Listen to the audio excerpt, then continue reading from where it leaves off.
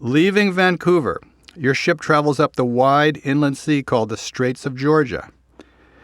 This part of British Columbia is nicknamed the Sunshine Coast, and much of the province's population is located here. The many, many islands in this area, with their hundreds of miles of sheltered waterways and small villages, have created a mecca for boaters and vacationers.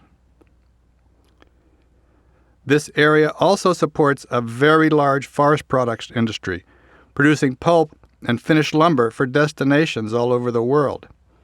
Most logs had to be transported by water from the remote logging camps to the mills. In sheltered waters, logs were usually moved in so-called flat rafts like this one. When logs had to be moved over rougher waters, they were often chained together like this. But even these rafts broke up sometimes in stormy seas, and eventually these big self-loading barges were developed. You'll also see barges carrying sawdust and wood chips. Your route north is along the Inside Passage, a series of sheltered channels that allow even very small craft to travel to southern Alaska in relative safety. Much of the outside coast here are bold and rugged shores with few good harbors, exposed to the full power of the Pacific Ocean. But by staying in the Inside Passage, your ship can travel north in calm waters. Few things influence boaters in this part of the world as much as the tide. At high tide, the water would be almost to the top of this marker. This chart shows what a typical daily tide cycle looks like, with high and low tides about 6 hours apart. These tides create very strong currents, especially in constricted channels like Seymour Narrows that your ship will transit late tonight. Seymour is a famous place. In the big fall and spring tides, the water can travel almost 20 miles an hour. And there used to be a rock just under the surface, right in the middle of the narrowest spot, where ships had to make almost a right-angle turn. Not only was the rock itself a hazard to shipping, but it created whirlpools big enough to swallow even good-sized boats.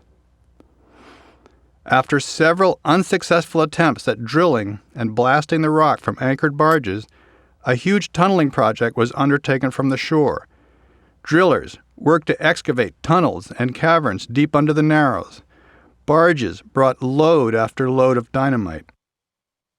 The caverns inside Ripple Rock were filled with almost 3 million pounds of it for the largest non-nuclear blast in history.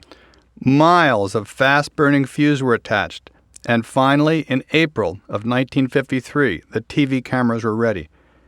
Now, in this next sequence, look carefully, and you'll be able to see the rapids that caused so much trouble before they were blasted. Right there is what it looked like when the tide was running hard before the rock was blasted.